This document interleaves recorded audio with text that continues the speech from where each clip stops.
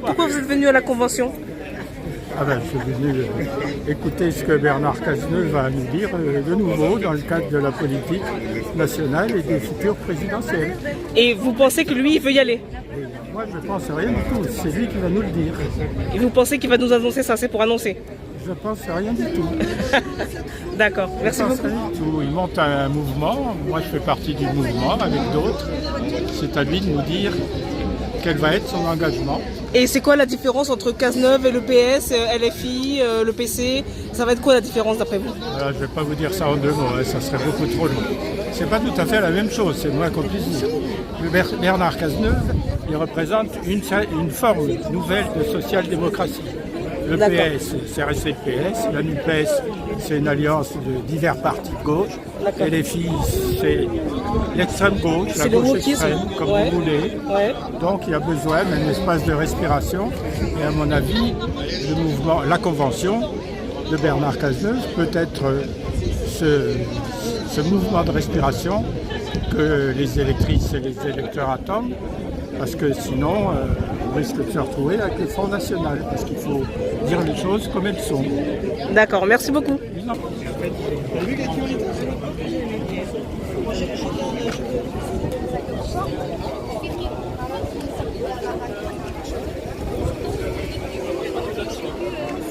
Sympa, tu vois, c'est une copine.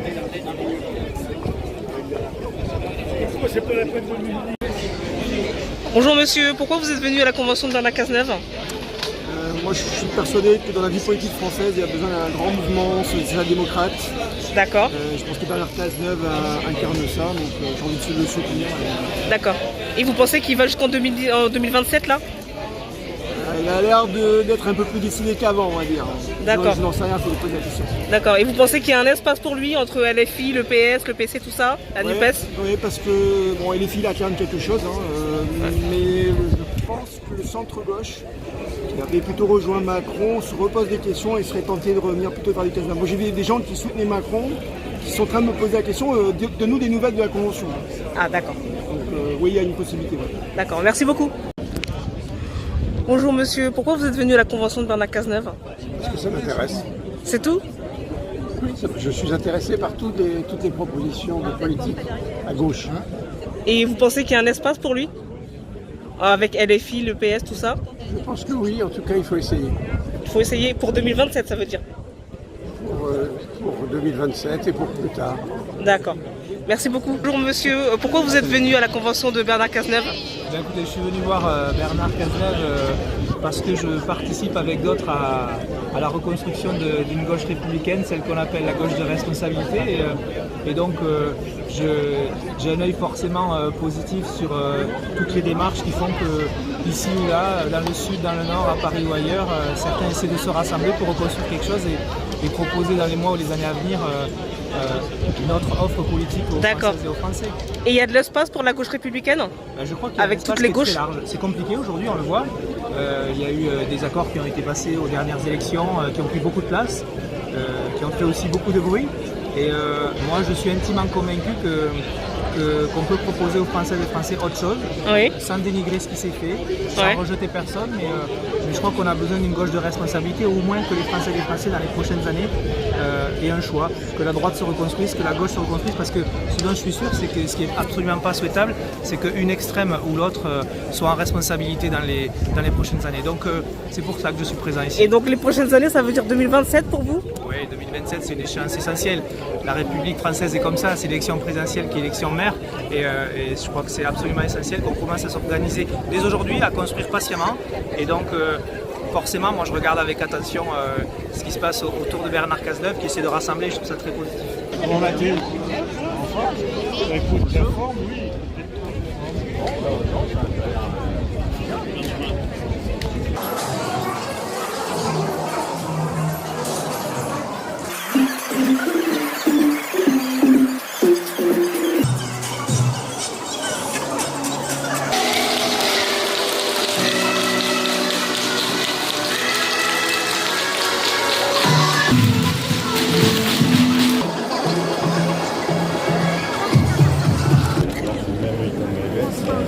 Même comme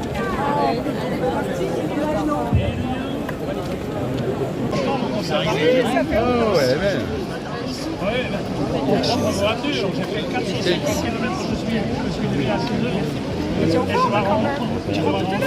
Vous nous laissez nous poser là. Ok. Hop. Là, tu l'as vu chercher, il a eu les photos d'autorité. S'il vous plaît, madame. Bien, mes chers amis, avant de parler de la guerre, je voudrais parler de la paix entre amis de bonne composition.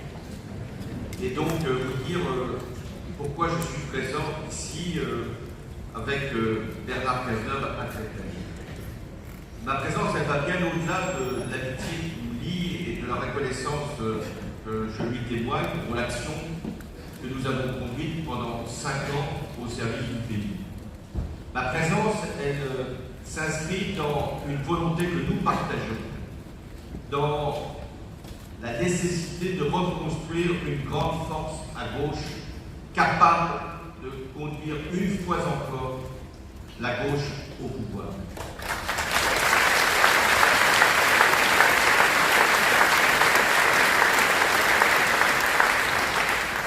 Nous ne sommes pas simplement de gauche parce que nous avons des valeurs, parce que nous avons des principes, parce que nous avons des idées. Nous avons le devoir, parce que nous sommes à gauche, de traduire ces idées, d'inscrire ces valeurs dans l'action transformatrice, c'est-à-dire au pouvoir en France, au pouvoir en Europe. C'est notre devoir et c'est le sens aussi de ce que nous engageons ici et ailleurs. L'enjeu, c'est de pouvoir, avec l'initiative de la Convention qu'a lancée Bernard Cazeneuve avec vous, avec d'autres mouvements, de reconstituer la grande force de gauche dont le pays a besoin. Il n'y a pas de victoire possible s'il n'y a pas cette grande force. Et j'ajouterais, il n'y a pas de victoire possible pour la gauche si c'est cette force-là, si ce n'est pas cette force-là qui est la première à gauche. C'est ainsi.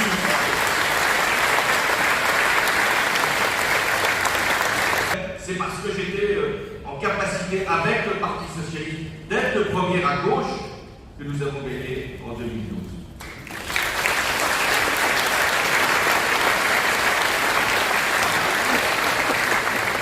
Et l'enjeu, il est bien au-delà même de la gauche et de la France, même si la France connaît une déstructuration politique extrêmement dangereuse.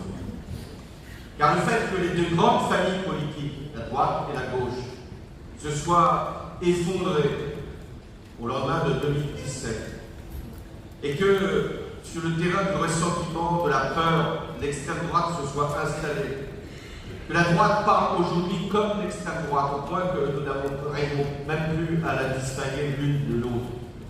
Et le fait que la gauche, telle qu'elle s'est constituée autour de LFI, ne soit plus capable d'inscrire la perspective d'accès au pouvoir de manière raisonnable, tout ça crée forcément un risque pour le pays. Et donc l'enjeu, ce n'est pas simplement de savoir qui à gauche va être le premier, même si c'est un principe que j'ai posé. L'enjeu, c'est de savoir si la social-démocratie, la nouvelle social-démocratie, est capable d'entraîner le peuple, d'entraîner les Françaises et les Français, mais aussi les Européens. Et j'en arrive à la question qui m'est posée. La guerre. La guerre que nous avions refusé depuis des décennies à regarder comme possible à l'échelle de notre continent, même si elle avait lieu ailleurs. Car il y a toujours eu des guerres depuis, hélas, 1945. Mais il n'y avait pas eu de guerre, même si dans les Balkans, il y avait eu, hélas, des atrocités et des conflits. Il n'y avait pas eu de guerre à côté de cette Union européenne. La guerre vient surgir et vient nous rappeler que si nous avions fait l'Europe, enfin plus exactement, si ceux qui avaient fondé l'Europe avaient souhaité créer cet ensemble, c'était précisément pour faire la paix. Donc nous revenons à l'essentiel de ce qu'est la construction européenne. Nous permettre de défendre des valeurs, des principes, la liberté, la démocratie et de vivre en paix. Qu'est-ce que nous enseigne déjà ce qui vient de se produire à travers la guerre provoquée par la Russie, voulue par la Russie, plutôt par Vladimir Poutine en Ukraine? Ce n'est pas simplement un conflit territorial. Ce n'est pas la vieille rancune russe qui veut reprendre un territoire qui serait supposé lui appartenir. Non. C'est un défi que les régimes autoritaires lancent à l'ensemble des pays démocratiques, et en particulier à l'Europe. C'est de savoir si aujourd'hui la force l'emporte sur le droit, s'il est possible d'envahir son voisin sans que les autres ne réagissent, de savoir si on peut peser sur les démocraties au point de les déstabiliser. Les régimes autoritaires, il se trouve que dans les fonctions que j'ai exercées, j'ai rencontré un certain nombre de leurs dirigeants. Les régimes autoritaires pensaient, je dis bien pensaient, que les démocraties étaient devenues faibles, fragiles, vulnérables, impuissantes, incapables de s'unir, et qu'il était possible d'avancer dès lors qu'il n'y avait plus de résistance. Que le fait que les États-Unis ne soient pas capables en Syrie d'empêcher Bachar el-Assad d'utiliser des armes chimiques ouvrait à leurs yeux, ces dirigeants, la voie possible pour d'autres aventures.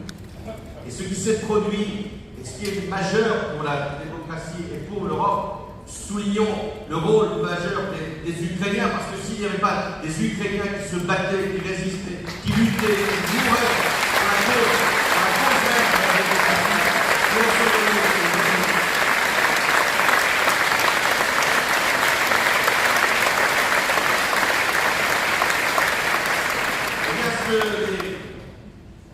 les Russes, plus exactement le régime de Poutine, n'avaient pas voulu voir, c'était qu'il existait des peuples qui voulaient non pas simplement sauvegarder leur indépendance, mais s'attacher aux valeurs, qui ne sont pas des valeurs européennes, ce sont des valeurs universelles, vivre en liberté, vivre en paix, vivre en démocratie. Ce qu'ils n'ont pas voulu voir non plus, c'était que l'Europe, cette pauvre Europe, que l'on disait divisée, incapable, eh bien, elle a été unie pour une fois, unie pour aider les Ukrainiens. Ça n'a pas été simple au début. Il a fallu s'y reprendre. Mais nos amis allemands, qui étaient très réticents à l'égard de toute aide militaire à des pays qui étaient en conflit, ont accepté de fournir eux aussi du matériel, de l'aide, pas simplement de l'aide financière, de l'aide militaire. Et cette Europe a été capable aussi d'accepter de ne plus recevoir de gaz venant de la Russie. Il était temps. Et puis aussi, les régimes de liberté ont été capables de s'entendre pour défendre l'Alliance Atlantique. Et quand j'entends un certain nombre de dirigeants politiques à gauche et à l'extrême droite penser qu'il faudrait sortir de l'Alliance Atlantique aujourd'hui, quand les Européens ne peuvent concevoir leur défense qu'au sein de l'Alliance Atlantique. Je ne suis pas un défenseur de l'Alliance Atlantique à tout prix, mais je sais que s'il n'y a pas l'Alliance Atlantique, d'abord, il n'y a pas la solidarité en matière de défense, et s'il n'y a pas l'Alliance Atlantique, nos amis européens ici présents vous le confirmeront, il n'y aura pas l'Europe de la défense. Donc la première conséquence de la guerre, c'est que l'Europe vient de se rendre compte qu'elle n'était pas simplement un marché, une monnaie, la libre circulation des personnes et des biens, elle était un espace politique qui devait se défendre en tant que tel, qui devait se promouvoir, qui devait travailler avec les pays du Sud pour éviter qu'elle soit remportée par le Sud. Il fallait se défendre, non pas simplement se défendre sur le plan militaire, mais se défendre sur le plan politique, parce que, je vous donne ma conclusion, la démocratie est toujours plus forte que la dictature. Martin Schulz, Martin, ancien président du Parlement européen, ancien président du SPD, actuel président de notre homologue ami de la Fondation Friedrich Ebert. Martin Schulz.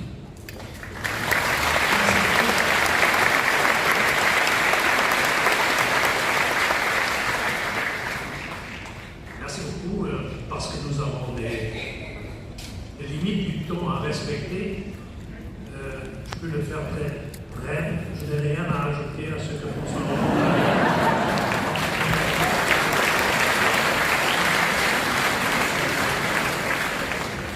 En ce qui concerne la paix, permettez-moi de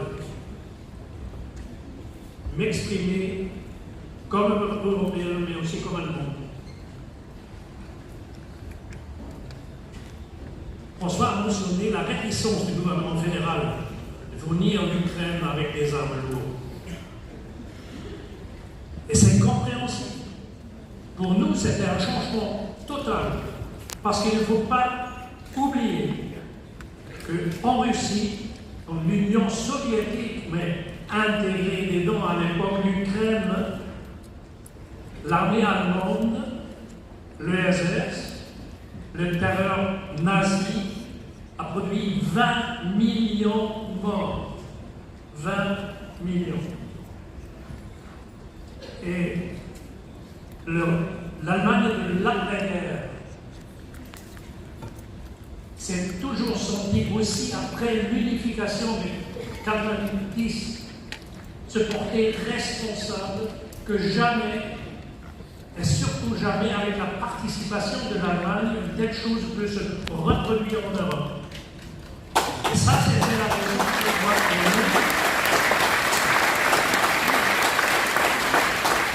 ça, c'était la raison pour moi, pour nous, c'était difficile.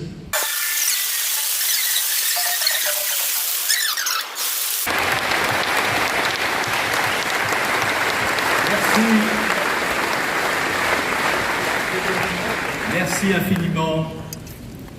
Vous êtes venus, si j'ai bien compris, nombreux. Vous êtes venus bien plus nombreux qu'on me l'avait prédit il y a de cela quelques mois. On me disait que vous aviez disparu, que vous étiez tout juste bon à figurer sur les photos couleur sépia d'une époque désormais révolue. On vous raillait au motif que vous aviez décidé de résister à l'air du temps, à la violence qui monte. Mais moi, je vois que vous êtes là, que vous êtes bien là, et je dois vous le dire du fond du cœur, vous me faites plaisir d'être venus si nombreux.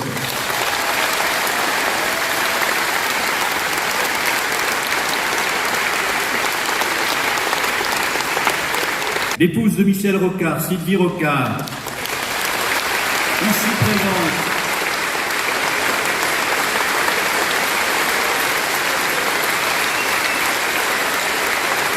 nous avons pris notre risque, celui d'écrire une nouvelle page de notre histoire commune.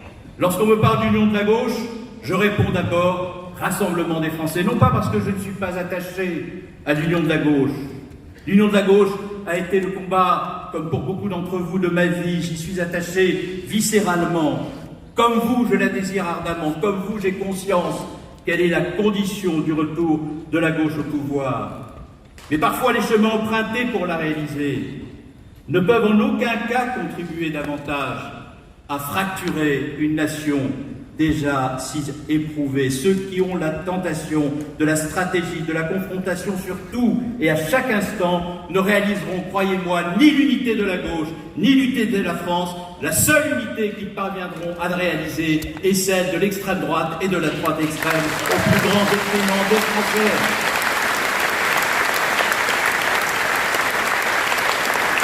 Alors vous me direz, mais qu'est-ce qui lui prend de nous faire cet inventaire ici à Créteil cet après-midi? Bien, il m'arrive d'entendre certains dire que j'aurai à l'égard des élections une prévention naturelle.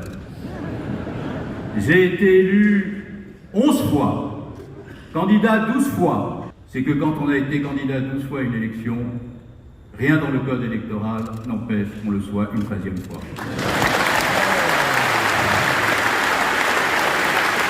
Mais Européens, nous le sommes aussi profondément. Nous venons d'en faire la démonstration, comme nous sommes fiers d'être citoyens de l'un des pays fondateurs de l'Union. Union sans équivalent dans l'histoire. L'Europe a apporté, on le mesure encore plus, depuis l'invasion de l'Ukraine par la Russie, la plus longue période de paix à notre continent depuis la Pax Romana. Il faut toujours distinguer le patriotisme du nationalisme, dont il a été rappelé tout à l'heure que François Mitterrand avait raison de dire qu'il était le prolégomène de la guerre. Être humaniste, être socialiste, être radical, être de gauche, c'est être féministe, mais sans nous laisser entraîner dans je ne sais quelle guerre d'un genre contre un autre.